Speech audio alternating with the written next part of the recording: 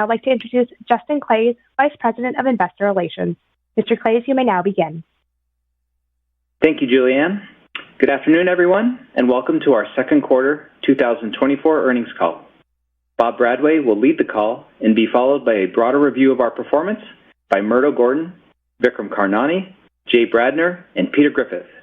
Through the course of our discussion today, we will use non-GAAP financial measures to describe our performance and have provided appropriate reconciliations within the materials that accompany this call.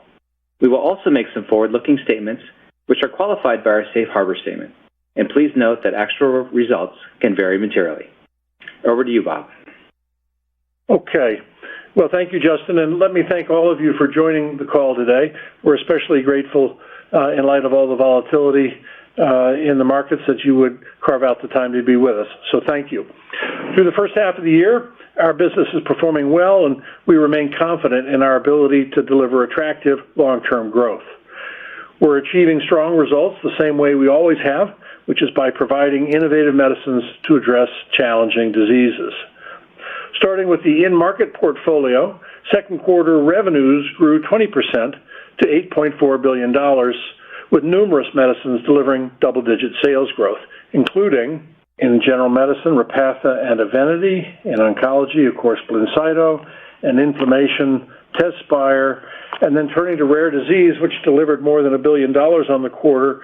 I would highlight that Krystexxa, Uplizna, and Tavneos each delivered at least double-digit sales growth in the quarter. And Tepezza grew 8% year-over-year and 13% quarter-over-quarter. All of these first or best-in-class medicines are still early in their life cycles and have plenty of room to run through geographic expansion, new indications, and or new formulations. You'll hear more about these brands in a moment. Turning to research and development, we believe our pipeline looks very promising as well, not just in obesity, but across all of our therapeutic areas. We told you at the beginning of the year that we were anticipating more than a dozen significant pipeline milestones in 2024. Well, so far, so good. In the second quarter alone, we received accelerated approval for Imdelltra, a landmark new medicine for small cell lung cancer. In fact, the physicians I've spoken to since approval are really excited about this drug as the first meaningful innovation in decades for these patients. We also received approval for Blincyto in the frontline treatment for B-cell precursor acute lymphoblastic leukemia based on significantly improved overall survival rates. The frontline approval meaningfully expands the potential impact of Blincyto for all patients with B-ALL. We announced impressive phase 3 data for Uplizna in IgG4-related disease, which is a grievous illness for which there are no currently approved therapies of any kind.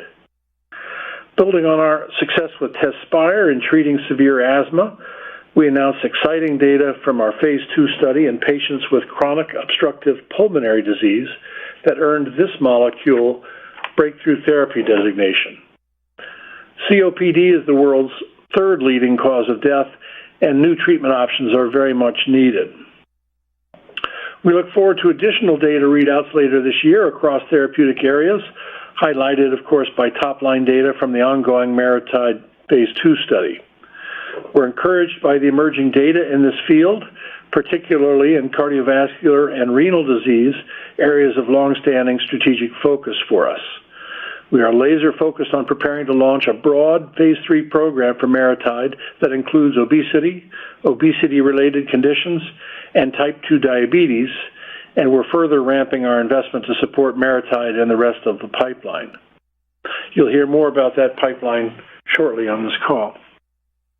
All in all, this is a very exciting time for us at Amgen, and as always, I'm grateful to my Amgen colleagues all around the world for their enduring commitment to patients.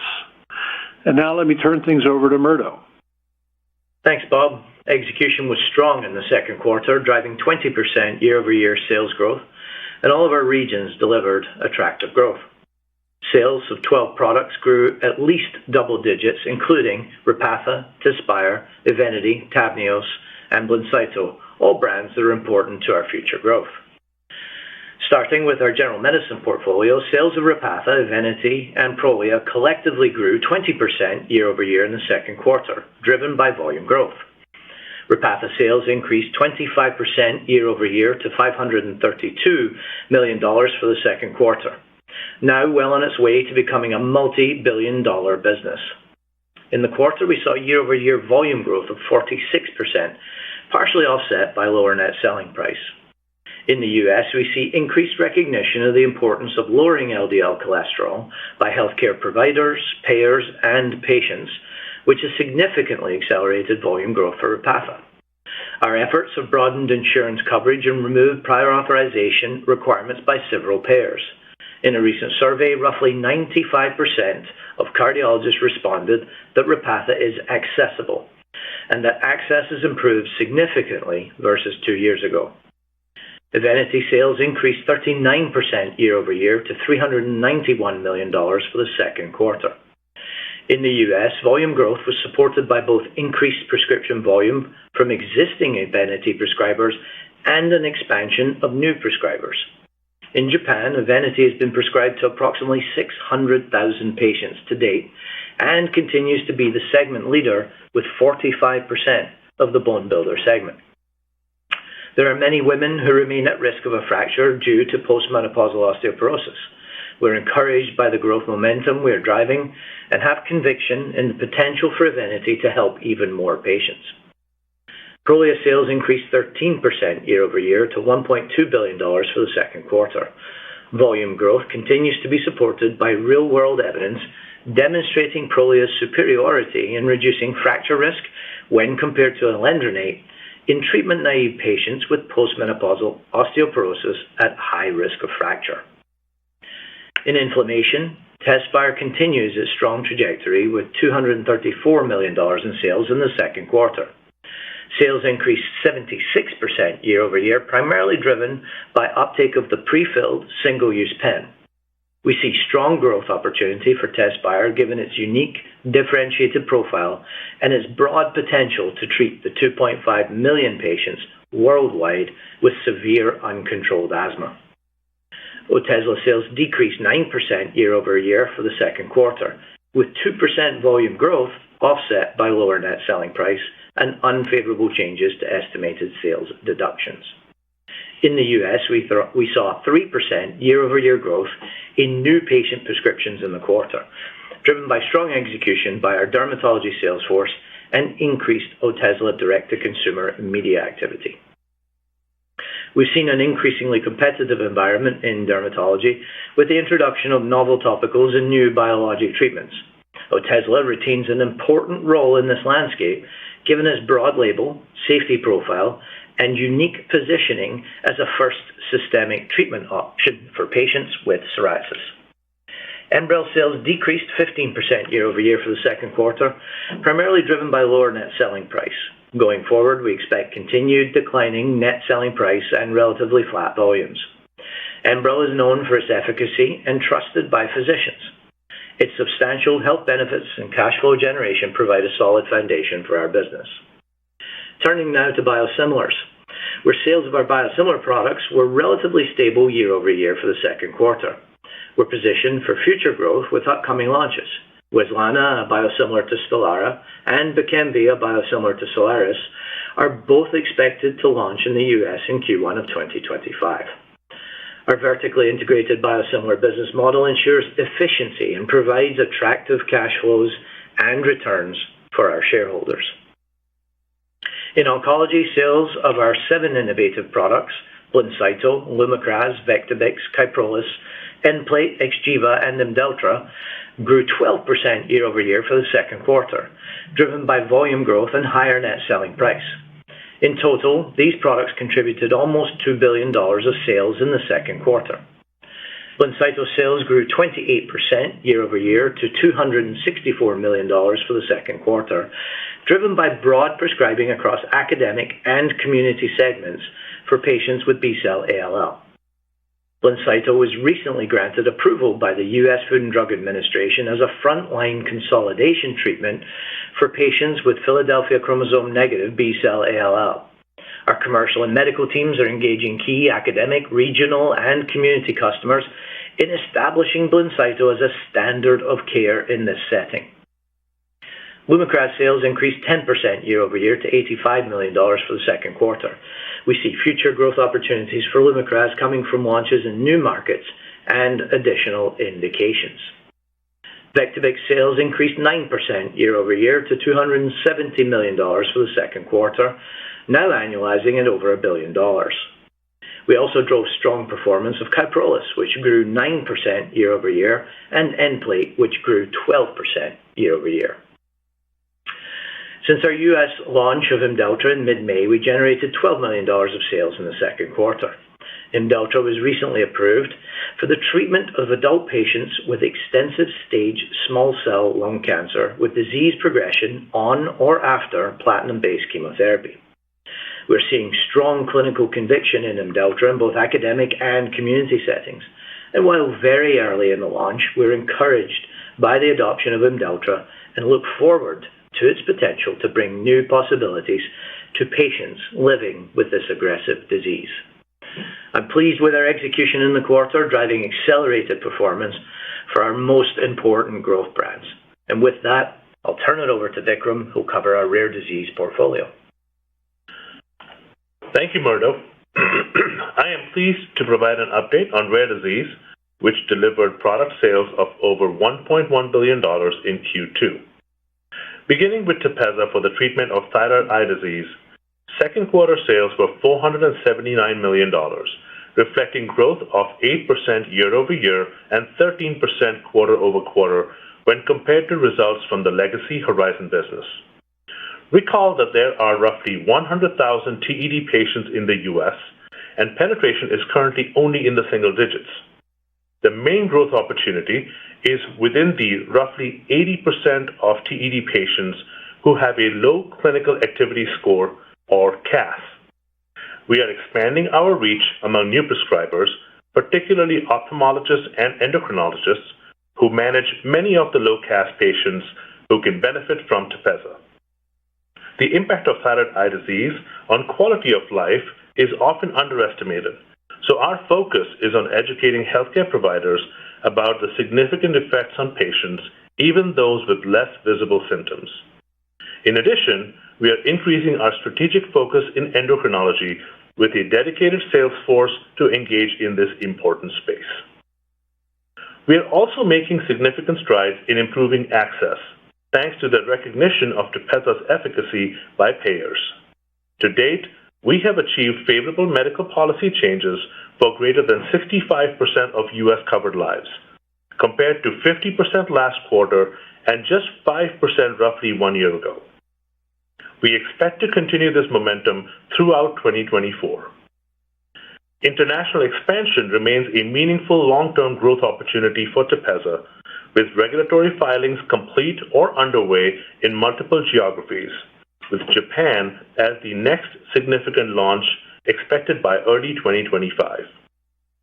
We also initiated a phase 3 subcutaneous study and see this as an opportunity to increase adoption and improve the patient experience with an alternative option to our current IV formulation. Krystexxa, for patients with chronic refractory gout, delivered $294 million in sales in Q2, representing 20% year-over-year growth, driven by volume growth from strong commercial execution. Krystexxa with immunomodulation continues to redefine the standard of care for uncontrolled gout. Uplizna, for patients with neuromyelitis optica spectrum disorder, or NMOSD, delivered $92 million in sales in Q2, representing 35% year-over-year growth. International expansion of Uplizna is also underway, with launches in multiple ex-US markets, including Canada, which launched earlier this year. In addition to NMOSD, we are excited about the impressive phase 3 results with Uplizna in IgG4-related disease, and the potential it has to address a debilitating condition that impacts more than 20,000 patients in the U.S. We also look forward to the Phase 3 readout for Uplizna in myasthenia gravis later this year. Jay will address these in more detail in a moment. Sales of Tavneos were $71 million for the second quarter. Sales increased 137% year over year, driven by volume growth. In the U.S., more than 3,500 patients with ANCA-associated vasculitis have been treated with Tavneos. Over 2,300 healthcare professionals have now prescribed Tavneos, a roughly 35% increase in the prescriber base so far this year.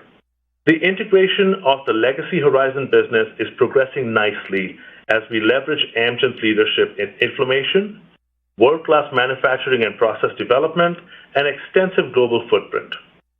Now I will pass it over to Jay for our R&D update. Thank you, Vikram, and good afternoon, everyone. In the second quarter, we rapidly advanced our broad clinical pipeline of potentially first-in-class or best-in-class programs. We received 2 approvals in the quarter, a breakthrough therapy designation, and delivered exciting clinical data for many programs, while eagerly awaiting additional data readouts later this year. Let's begin with general medicine. As previously mentioned, based on the interim analysis, we are seeing a differentiated profile with MariTide and are confident it will address important unmet medical needs in obesity, obesity-related conditions, and type 2 diabetes. We remain on track and look forward to top-line 52-week data from the ongoing MariTide Phase 2 study in late 2024.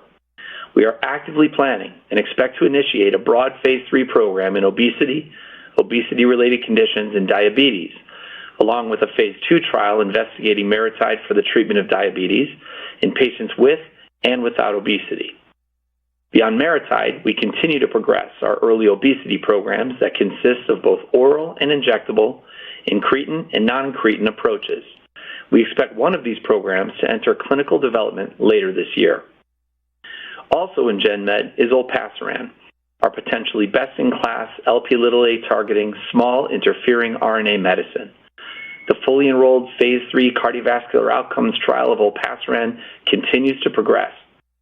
To remind, Lp(a) is a genetically defined cardiovascular risk factor that is elevated in approximately 20% of individuals and for whom no effective or targeted therapies currently exist. In oncology, we continue to deliver on high-conviction targets with differentiated therapies capable of delivering transformative clinical benefit for patients. Let's begin with Imdelltra, a first-in-class bispecific T-cell engager, or BiTE molecule, targeting DLL3 for small cell lung cancer. We're very pleased that the FDA granted accelerated approval to Imdelltra for the treatment of adult patients with extensive-stage small cell lung cancer with disease progression on or after platinum-based chemotherapy. Further, we are pleased that the NCCN guidelines have been updated to include Imdelltra as a preferred option for patients with a chemotherapy-free interval less than or equal to 6 months and as an other recommended treatment option for patients with a chemotherapy-free interval greater than 6 months.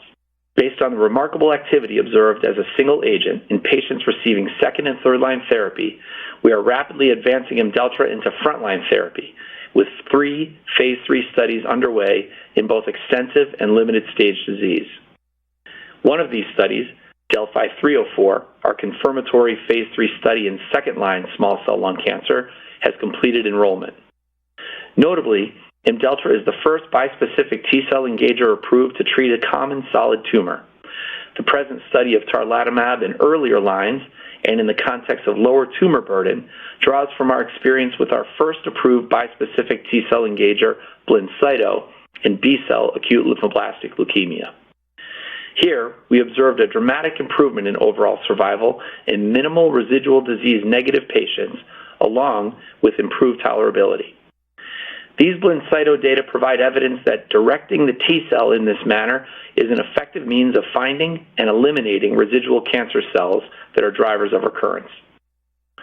This June, based on the profound survival benefit observed in the treatment of frontline disease, the FDA approved an additional indication for Blincyto for the treatment of adult and pediatric patients 1 month or older with CD19 positive, Philadelphia chromosome negative, B-cell ALL, in the consolidation phase of treatment, here regardless of minimal residual disease status. We continue to seek to expand the impact of BLINCYTO in newly diagnosed B-ALL through ongoing studies and with the further investigation of subcutaneous administration. Our first-in-class STEAP1 CD3 bispecific molecule, xaluritamig, has also demonstrated profound clinical activity in metastatic, castrate-resistant prostate cancer, importantly demonstrating our ability to target a second common solid tumor with a bispecific T-cell engager therapy. We are rapidly advancing this program and have now fully enrolled the monotherapy phase 1 dose expansion as we continue to enroll patients in reduced monitoring and outpatient cohorts. Further, we are advancing the study of xaluritamig earlier in the prostate cancer treatment paradigm with combinations of xaluritamig and enzalutamide or abiraterone ongoing, while we plan additional studies in earlier disease settings. In sum, we regard IMDELLTRA, BLINCYTO, and xaluritamig as major advances, further establishing the broad potential of our leading bispecific T-cell engager platform.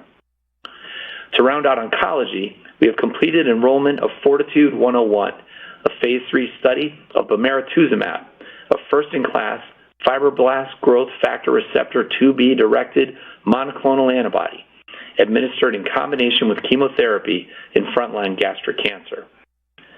We are also rapidly advancing AMG-193, our oral PRMT5 inhibitor developed for MTAP-null solid tumors as both a monotherapy and in combination with other therapies. Additional data from the phase 1 dose escalation and initial dose expansion study of AMG-193 in patients with MTAP-null solid tumors will be presented at ESMO in September. Lastly, we are pleased also to share that the FDA has granted an orphan drug designation to AMG-193 for the treatment of pancreatic cancer. Turning to inflammation, we are encouraged by the data arising from our phase 2 study of TEZSPIRE in patients with moderate to very severe COPD. Together with AstraZeneca, we are actively planning for phase 3 development in COPD. We are also pleased to announce that the FDA recently granted TEZSPIRE a breakthrough therapy designation as an add-on maintenance treatment of patients with moderate to very severe COPD characterized by an eosinophilic phenotype. Beyond COPD, we continue to explore TEZSPIRE in separate phase 3 studies in eosinophilic esophagitis and in chronic rhinosinusitis with nasal polyps, where top-line data are expected later this year. Turning to rocatinlimab, a first-in-class T-cell rebalancing monoclonal antibody targeting the OX40 receptor. The comprehensive rocatinlimab phase 3 ROCKET program has successfully enrolled over 3,100 patients with moderate to severe atopic dermatitis. 5 of the 8 studies are now fully enrolled. The phase 3 HORIZON study, part of this ROCKET program, evaluates rocatinlimab monotherapy versus placebo in adults with moderate to severe atopic dermatitis, and it is ongoing with data readout anticipated in H2.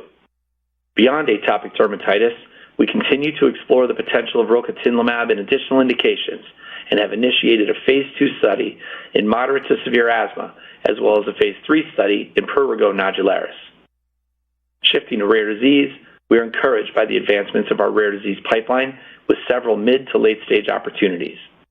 UPLIZNA, a CD19 B-cell depleting therapy, offers a differentiated mechanism of action than other autoimmune therapies, durable efficacy with a convenient every 6-month IV dosing schedule. This could be very important for chronic inflammatory diseases. Recently, we were excited to announce positive top-line results from a phase 3 clinical trial evaluating the efficacy and safety of UPLIZNA for the treatment of immunoglobulin G4-related disease. The trial met its primary endpoint, showing an astonishing 87% reduction in the risk of IgG4-related disease flare as compared to placebo during the 52-week placebo-controlled window. All key secondary endpoints were also met, and no new safety signals were identified. This is the first randomized controlled trial to demonstrate efficacy in the IgG4-related disease patient population. Regulatory filing activities are underway, and full data from the trial will be presented at a future medical meeting. We are also studying UPLIZNA in generalized myasthenia gravis through the ongoing phase 3 MINT study.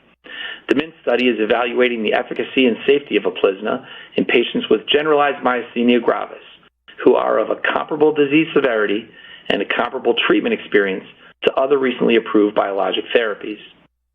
We are investigating Uplizna in the two predominant antibody serotypes that drive this disease, acetylcholine receptor positive and in muscle-specific tyrosine kinase positive patients. MINT is the only trial attempting to demonstrate efficacy while removing the treatment benefit of steroids. Patients in the MINT trial who entered on steroids had a protocol-specified taper by 24 weeks. We look forward to data readout the second half of 2024. To expand the impact of our CD19-directed therapeutics to even more patients suffering from serious inflammatory diseases, compelled by both biological inferences and insights from small studies of CD19-directed therapies, we are launching a development program targeting CD19-positive B-cell-mediated autoimmune disease with Uplizna and blinatumomab. This is an exciting and promising space. With Amgen's strong capabilities in inflammatory disease and two well-characterized assets, we are very well positioned to lead in this rapidly advancing field. We will have more to say about these programs in due course. Lastly, in May, the FDA approved Bekemv as the first interchangeable biosimilar to Soliris, or eculizumab.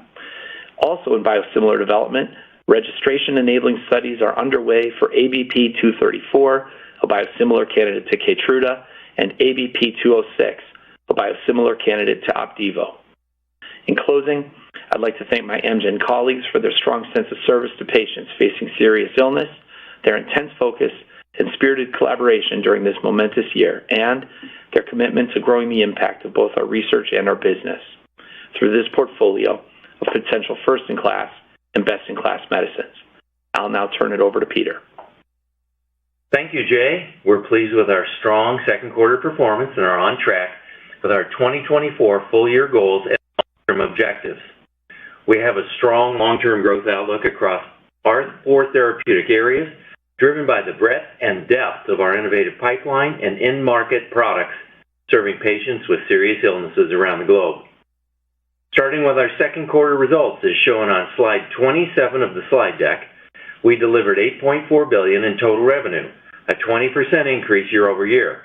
It's the highest quarterly revenue in Amgen history, achieved with 26% volume growth. This means more patients than ever are receiving Amgen medicines. Excluding the addition of Horizon, product sales increased 5% year over year, driven by 10% volume growth. In the second quarter, we delivered a non-GAAP operating margin of 48.2% as a percentage of product sales, with total non-GAAP operating expenses increasing 30% year over year. Non-GAAP cost of sales as a percent of product sales increased 0.4 percentage points on a year-over-year basis, primarily driven by higher royalties and profit share due to changes in sales mix. Non-GAAP R&D spending in the second quarter increased 30% year over year as we strategically invested in the late-stage pipeline, including Maritide, rocatinlimab, and bemarituzumab, as well as Horizon-acquired programs. Non-GAAP SG&A expenses increased 36% year over year, primarily driven by the addition of Horizon.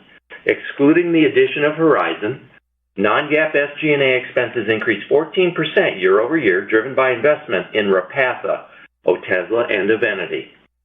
Our non-GAAP OI&E resulted in a $700 million expense, up $400 million year over year, almost entirely due to increased interest expenses from the Horizon acquisition. We remain on track to deleverage, with line of sight to retiring greater than $10 billion of debt by the end of 2025. This includes $1.4 billion of debt retired in the second quarter and $2.0 billion year to date.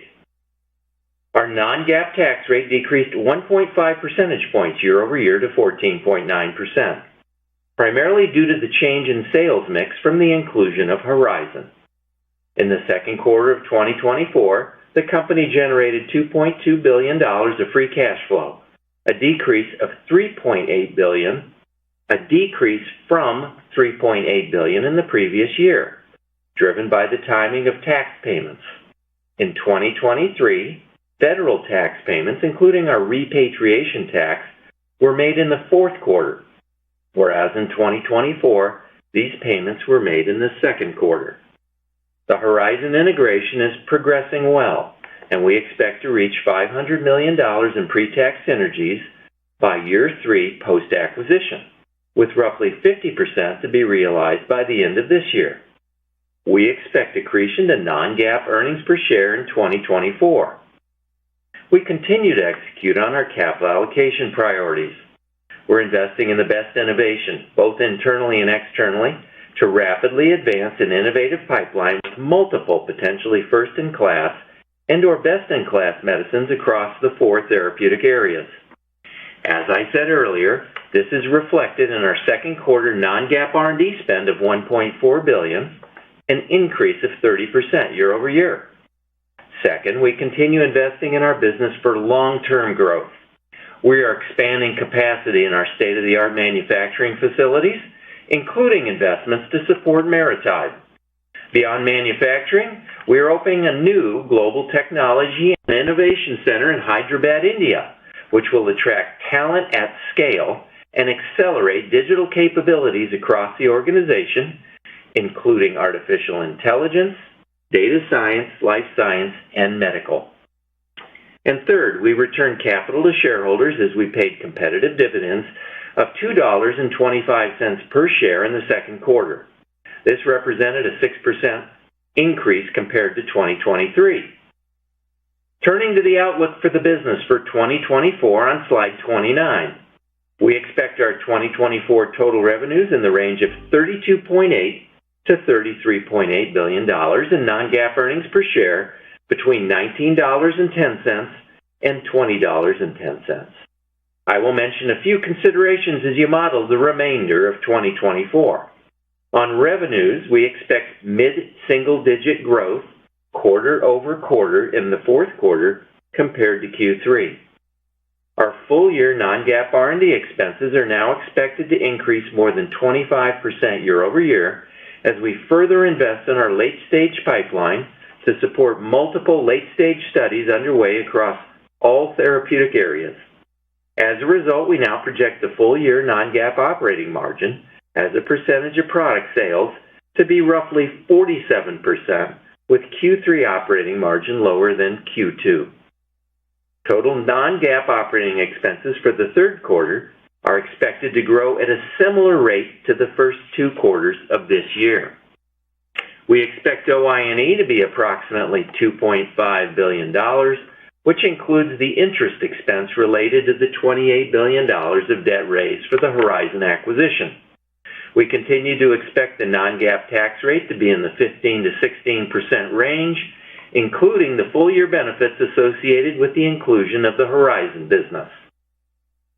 As we have previously indicated, we have initiated activities to further expand MariTide manufacturing capacity. To support these initial efforts, we now expect capital expenditures of $1.3 billion in 2024 versus our most recent guidance of $1.1 to $1.2 billion. Our long-term outlook remains robust, and I am grateful to our 27,000-plus colleagues worldwide for their dedication to serving patients. This concludes our financial update. We will now begin our Q&A session. Julianne, please remind our participants of the process. Thank you. Thank you. If you would like to ask a question, please press star followed by 1 on your telephone keypad. If for any reason you would like to remove that question, please press star followed by 1. Again, to ask a question, press star 1. Our first question comes from Yaron Werber from TD Cowen. Please go ahead. Your line is open. Great. Thank you, and very nice result. Thanks so much. Jay, maybe a question for you, actually. I want to start with the Plinza, and we noticed a few things. The MINT study was supposed to have completion around mid-May, and Amgen just posted a whole bunch of new job postings for GMG, and you have a slot on October 15th at the MGFA to present the data. As you noted, you're doing steroid tapering, so it's a different trial design, but you also did steroid tapering in the other 2 indications, NMO and IgG4. Can you talk a little bit sort of what are you hoping to see and what are you expecting to see from the data? Thank you. Thank you, Yaron, for the question and for following the program so closely. We're very excited about Uplizna. This CD19 B-cell depleting monoclonal antibody is showing really remarkable activity. The results in IgG4-related disease as a bellwether is quite dramatic, with a hazard ratio of 0.13, a p-value of, 5 to the minus 7th. This was a stunning result, and the first positive phase 3 for patients with IgG4-related diseases. As you nicely picked up in your question, one of the opportunities of Uplizna is to get patients off steroids, and this is therefore a predefined ambition of Uplizna in both IgG4-related disease setting in that study, as well as in the generalized myasthenia gravis setting. Now, these results won't be available until the second half of this year, and so I have no further update on that timing. But do stay tuned. We're so hopeful that this, once every 6 months CD19 B-cell depleting therapy can differentiate substantially from available treatments like steroids and other B-cell targeting therapies and make a big difference for these patients. Great, Julianne. Let's go to the next question. Thank you, Yaron. Our next question comes from Salveen Richter from Goldman Sachs. Please go ahead. Your line is open. Good afternoon. Thanks for taking my question. Just following up here on Yaron's, could you speak to the clinical bar for Uplizna and myasthenia gravis, both on a placebo-adjusted basis and also an absolute basis, given the notable steroid taper, which I believe the other therapies did not have included in their design? And with regard to this MGFA scientific session meeting, should we expect top-line results before that presentation? Thank you. Thanks, Salveen. As I just mentioned to Yaron, we won't be providing further guidance on the timing of the results from the Uplizna study, the MINT study in myasthenia gravis, but do stay tuned. And as also I shared, knowing that patients with myasthenia gravis are repeatedly and over many months of treatment challenged by the requirement for persistent steroids, we built in a taper on steroids onto this study. These results to read out in the second half of this year will bring to light exactly how successful we are at liberating patients from steroids with every 6 months of Uplizna. Julianne, go to the next question, please. Thank you, Salveen. Our next question comes from Evan Seigerman from BMO Capital Markets. Please go ahead. Your line is open.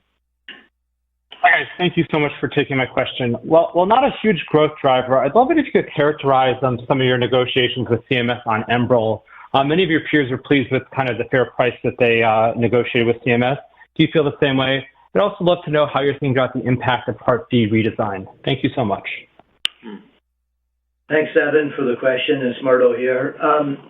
Overall, Enbrel continues to do well in the market despite a very competitive market in psoriatic arthritis and in rheumatoid arthritis. We also continue to have relatively stable volume despite all of the conversion that's going on in adalimumab with biosimilars. So we're quite pleased with prescribers' adoption and continued value of Enbrel's safety and tolerability, which is well established over a long period of time now, many years of experience. The process with CMS has concluded.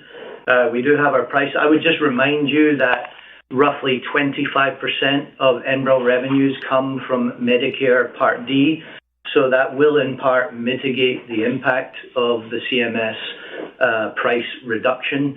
And we continue to see that this is not a good mechanism to incentivize and reward innovation, and that it does not resemble what one would commonly describe as a negotiation. So we've concluded that process, and we continue to look to help patients and support them with Enbrel in the market. And we will watch the Part D redesign closely. We will look to see how PBMs redesign their formularies, and we will look to see how patients are impacted by the new model. While the cap may help, the out-of-pocket for many patients may actually rise. So we're watching it closely. Julianne, next question, please. Thank you, Evan. Our next question comes from Mike Yee from Jefferies. Please go ahead. Your line is open. Hey, thank you for the question. Pivoting to obesity, I know that you are on track for data later this year for the injectable product, which you claim is differentiated. As other competitors have moved quickly, both with their programs with injectables, but also orals, multiple companies reported orals. Can you just comment about how you feel about your positioning in this space, given others have multiple products moving to late stage, and how you feel you can position yourself here, given just 133? Thank you.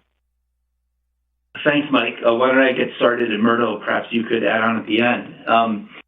We are very pleased with the results that we've seen at the interim, with the overall conduct of the phase 2 study. Though there's been no further analysis since the interim, as of the interim, all the arms were active, dropout had not been an issue, and we saw a differentiated profile with MariTide and remain confident that this medicine can address significant, important unmet medical need in obesity-related conditions, and in particular type 2 diabetes, as shared earlier in the call. There's no question that there is quite a democratized and broad base of innovation in this space, and potentially oral medicines could serve to address some of that still vast and remaining unmet need, and we follow these programs very closely. Still, the development of MariTide is advancing very briskly as we now move to rapidly initiate a broad phase 3 program, and we remain confident in what MariTide can offer for patients with obesity-related conditions as well as diabetes. Murdo? Yeah, thanks, Jay. I think the data continue to emerge in the obesity and obesity-related conditions landscape, and show clear benefit that reducing weight will indeed, with GLP-1 based mechanisms, will indeed improve outcomes in many disease settings. So, that continues to expand the market and grow it. I do agree with Jay that there will be patients who may seek oral options, but I continue to believe that we have a very good differentiated product here, and that monthly dosing or even less frequently will continue to help patients persist on their weight loss medication and achieve, hopefully, some of those hard endpoint risk reductions that we're seeing in clinical trial presentations. I would say that we would purport that we have a really good, convenient dosing here with a single use pen that we're working on, and that weekly injectable products are probably more vulnerable to orals than a convenient monthly dosing. Next question, please, Julianne. Thank you, Mike. Our next question comes from Umer Raffat from Evercore ISI. Please go ahead. Your line is open. Hi, guys. Thanks for taking my question. I wanted to focus on MariTide, if I may. A two-part question. First, it looks like your competitors are moving forward to phase 3 on either smaller data sets or further along from a phase 2, phase 3 perspective. Just curious why you thought you definitely needed 52-week data. Was that mostly conservatism, or was that some FDA feedback as well? And then also on CapEx, I feel like the $150 million guidance increase seems relatively trivial, but it does imply CapEx being up 80% over first half. Could you please expand on whether it's API related or something else you have in mind? Thank you very much. Yes, thanks, Pete. Why don't I start on the overall development plan for MariTide and the value of the phase 2 data that we'll have at the end of this year. Umer, as you know, this medicine coming out of phase 1 showed a quite remarkable impact on obesity with a dramatic reduction in BMI. It actually proved quite durable. After just 3 doses of MariTide in that phase 1 study, we saw persistent weight loss really out 150 days or more at some doses. The phase 2 study is a much larger concern. This is a 592 patient study. It has 11 arms. It tests monthly, or as Murdo said, even less frequent dosing. It has a part 2 that allows us to really follow up on this durability signal, and it will allow the precision selection of dose or doses that patients and their practitioners really desire. This also conforms to regulatory requirements entering into phase 3. Umer, it's Peter on CapEx. As we previously indicated, we have initiated activities to further expand MariTide manufacturing capacity to support those efforts.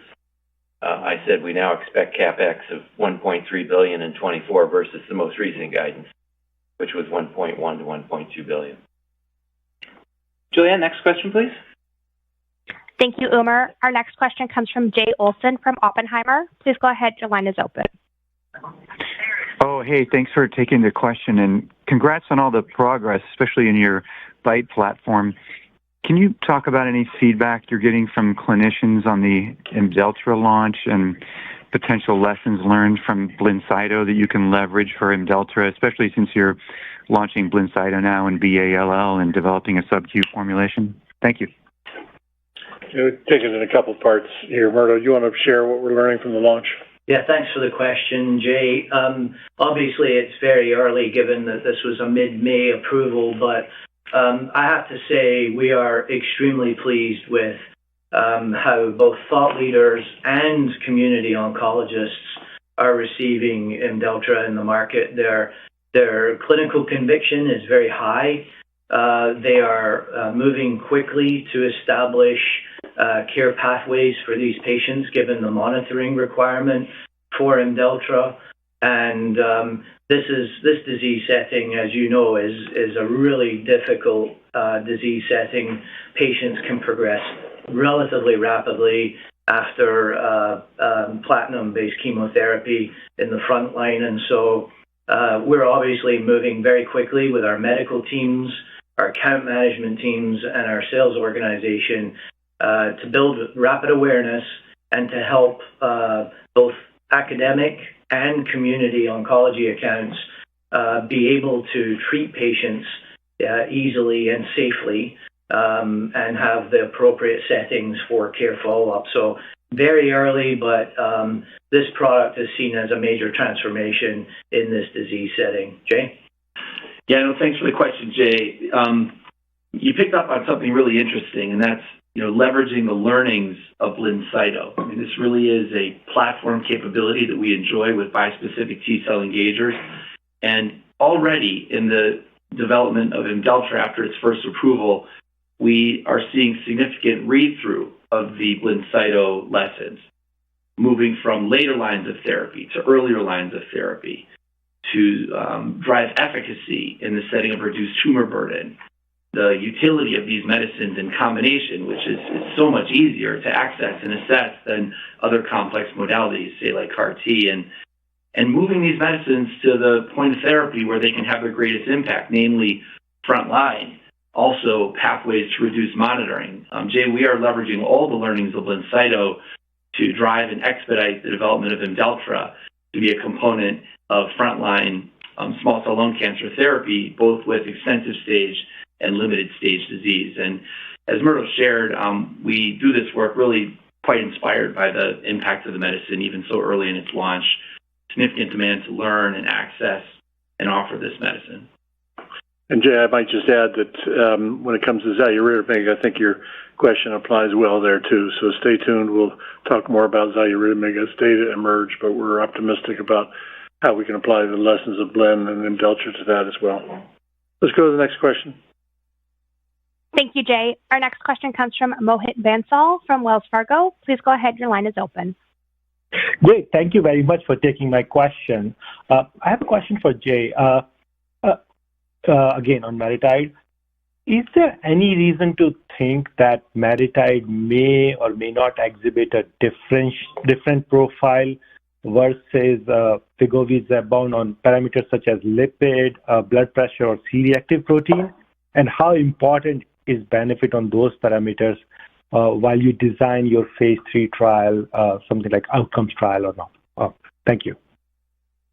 Yeah, thank you, Mohit. I can surely understand the interest, and indeed, we are making all these measurements and more. We won't dimensionalize what we mean when we say differentiated profile at this time. We're so focused on completing this ongoing and well-conducted MariTide phase 2 study, but do expect to learn this and more when ultimately we're able to be in a position to share the outcomes of Part A of the phase 2 study. We are taking a comprehensive assessment to optimize dose and schedule and impact of this medicine. Julianne, next question, please. Thank you, Mohit. Our next question comes from Gregory Renza from RBC Capital Markets. Please go ahead. Your line is open. Great. Thanks. Congratulations on the quarter, and thanks for taking my question. My question is just on the obesity franchise. As you and the team had mentioned to expect one of the early obesity programs to enter clinical development later this year, just curious if you could elaborate on what lens you're using to nominate that first or that next program. I'd imagine it's rather complex in the assessment, and any color you have on determining that choice and how to take that forward would be great. Thank you. Gregory, thank you. This is Jay, and thanks for following the early pipeline and its development. It's developing very nicely.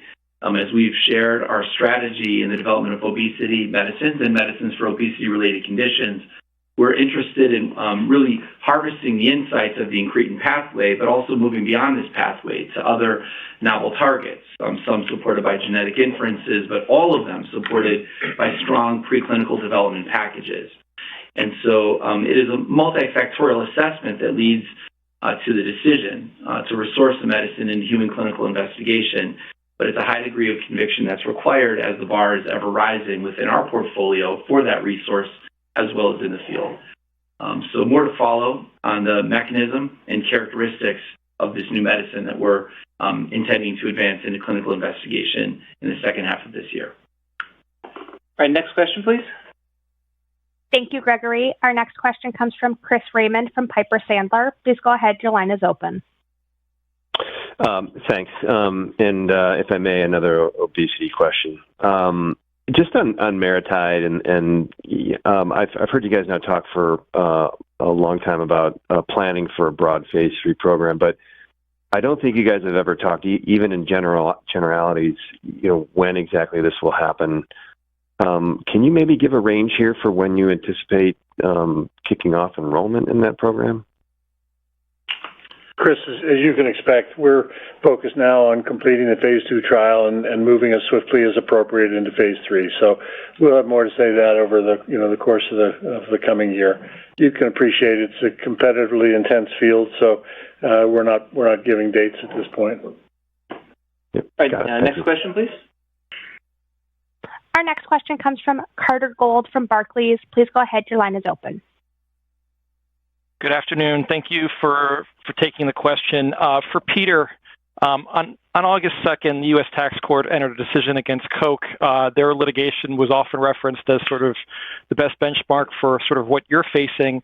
Appreciating that you took the deposit earlier this year, but why shouldn't there be read-through from that case? And maybe you could speak to your overall confidence in the outcome. Thank you.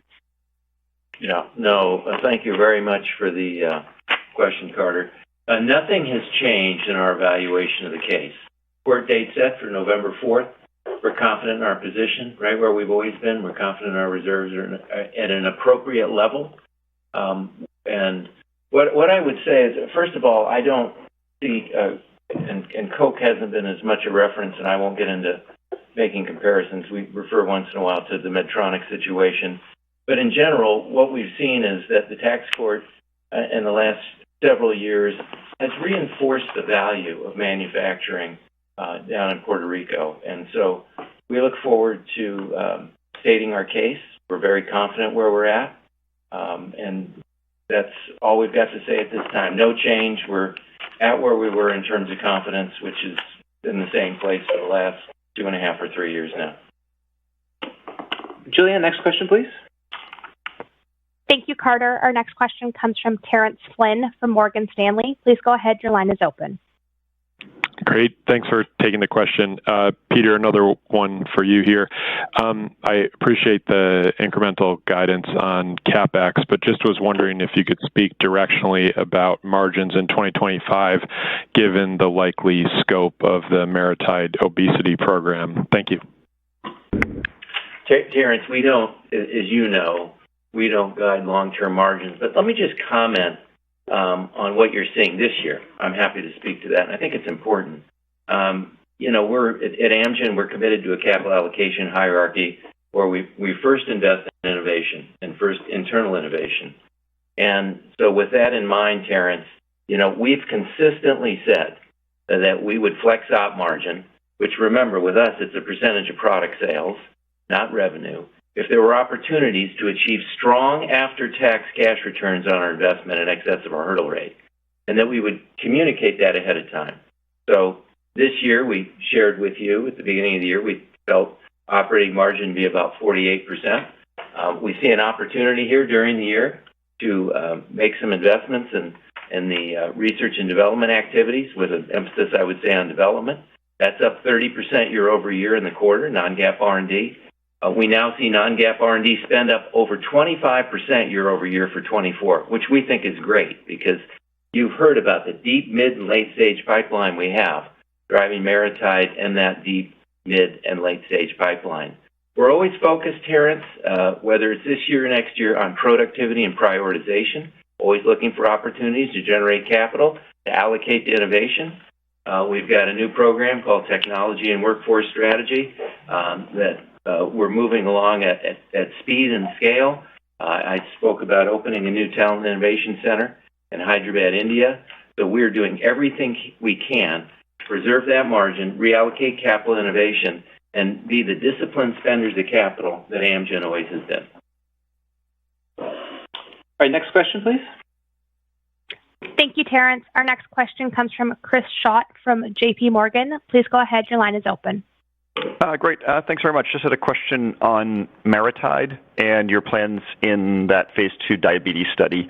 Company obviously very excited about the broader opportunity for the drug, but it does seem like diabetes is a more established market with maybe less of the capacity constraints than we see in obesity. So can you just talk a little bit about what you think you need to see to be able to compete here and dislodge incumbents?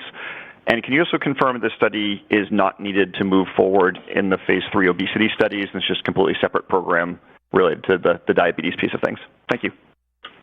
We can take this in two pieces again. Jay, why don't you address the first piece, and then Murdo, feel free to jump in.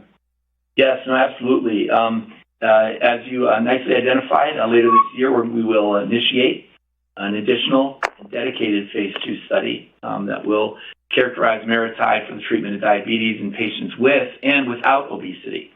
And this new study is not a gating step at all for the phase 3 program for patients with obesity, but conforms to regulatory guidance and importantly allows us to optimize dosing for the diabetic patient, where medically I can say, and Myrtle, I invite your considerable perspectives, I'm unaware of a highly efficacious monthly or less frequently administered medicine for the treatment of diabetes.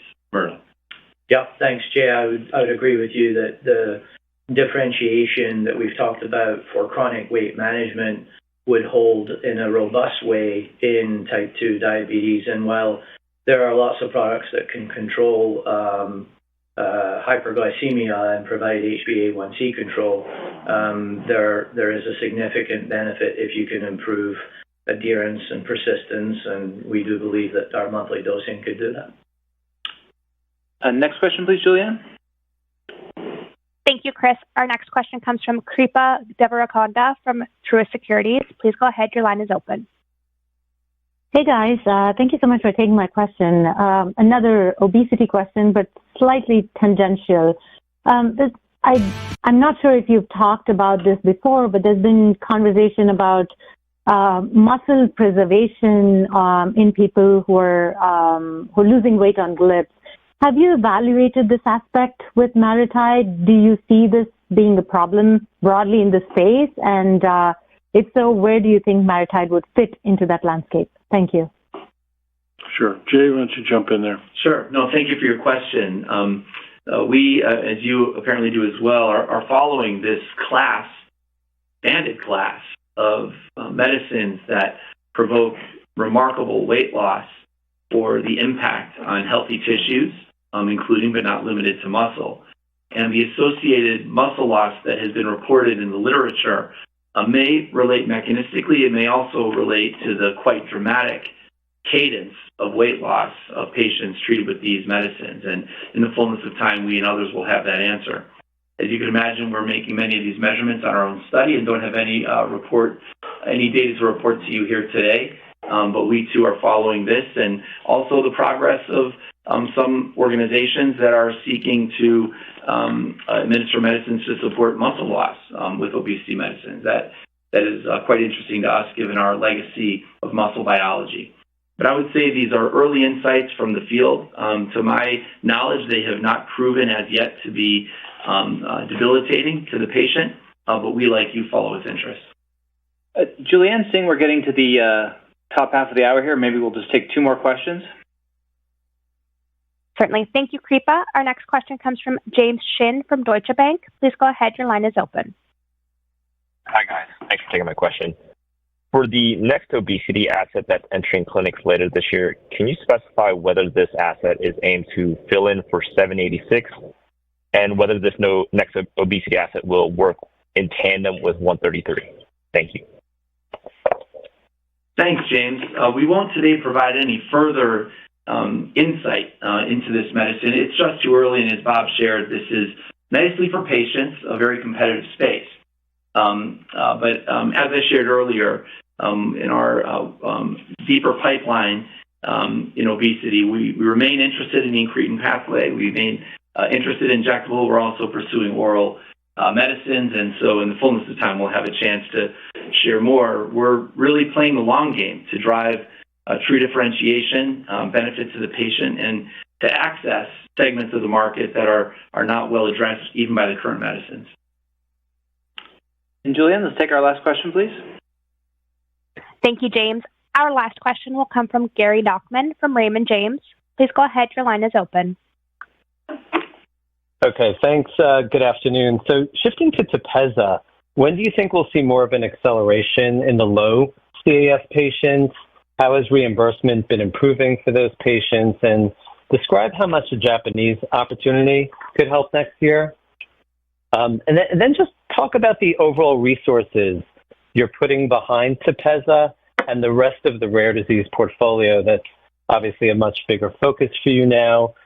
If that continues to ramp up, at what pace, and when you might get more operating leverage from that rare disease business. Thank you. But a lot of questions there, Gary, but why don't we take it in a couple of pieces? Go ahead, Vikram. Yeah, so thanks for the question, Gary. Look, we're pretty pleased with how we've been executing on Tepezza this year and driving it towards growth. As you rightly observed, there are a significant number of low CAS patients or low clinical activity score patients that are suffering from this disease who are not being appropriately treated. And specifically, that's about 80,000 out of the 100,000 addressable patients in the U.S. What we have been doing is seeing significant momentum on expanding our prescriber base, which now, in addition to oculoplastic surgeons, also includes ophthalmologists and endocrinologists. And this is a really important element here.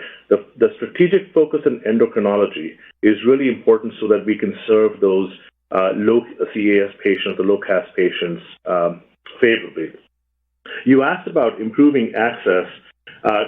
To date, we have achieved favorable medical policy changes for greater than 65% of U.S. covered lives.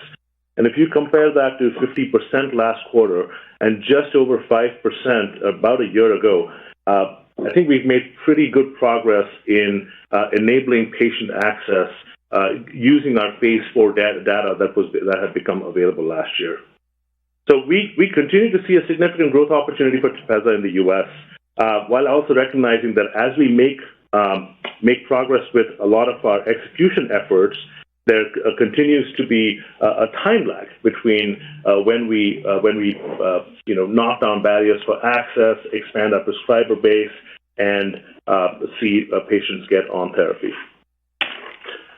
In Japan, Gary, we expect that there'll be, again, an attractive market and that this will be well received in that country. And we'll talk about that once we've launched there during the course of next year. With respect to leverage, I think I would just offer that we're on track with respect to our synergy targets there, and we'll begin to get even more leverage as we're able to take full control of the supply chain for the rare disease products.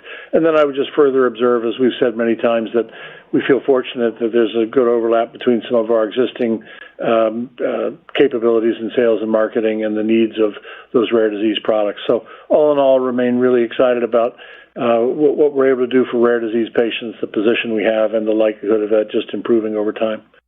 So with that, let me thank all of you. I know we've gone a few minutes over the set time, but thank you all for participating in the call, and we'll look forward to regrouping with you after the third quarter. Thanks.